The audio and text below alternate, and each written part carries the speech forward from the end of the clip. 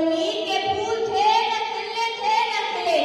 علامہ نے بھی نہ جانے کس بنجر زمین پر ہر چلانے کے بعد یہ نسخہ کیمیا ایجاد کیا کہ ذرا نم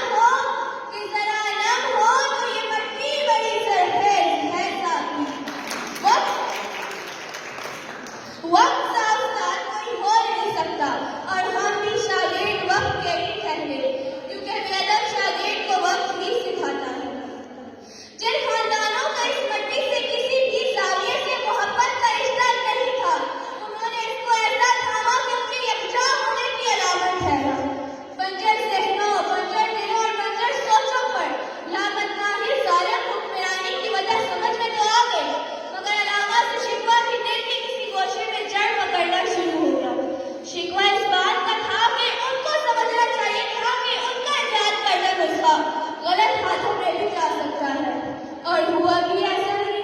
چند افراد کے ہاتھوں میں ہے اگر اقوام کی تقدیر، تو وہ چند افراد پاکستان بننے سے پہلے ہی یہ راز پا چکے تھے کہ اس مٹی پر جدید سائنسی علوم کی کمی، فہم و فراست کی کمی، آزاد خیالی کی کمی، تنقیدی سوچ کی کمی، حکمت وطنی کی کمی، مذہبی اور معاشرتی ہم آہنگی کی کمی کبھی نہیں پڑنی چاہیے، کیونکہ خشک اور بنجر ذہنوں پر حکمرانی آسان ہی نہیں بلکہ پائیدار بھی ہوتی ہے۔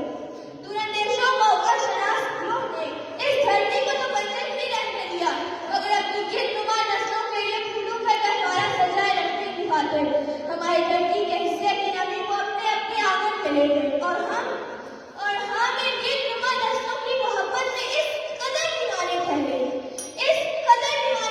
کہ مجال ہے کہ اپنے حصے کی نمی کا سوال ذہنوں دل میں بھی آیا ہو،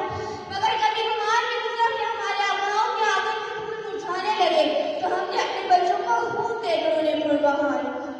ہے جرم اگر وطن کی مٹی سے محبت، یہ جرم سزا میرے حسابوں میں نہیں۔ اب جانا کہ علامہ نے جس دھرتی کا خواب دیکھا تھا وہ حقیقت میں بنجر تھی،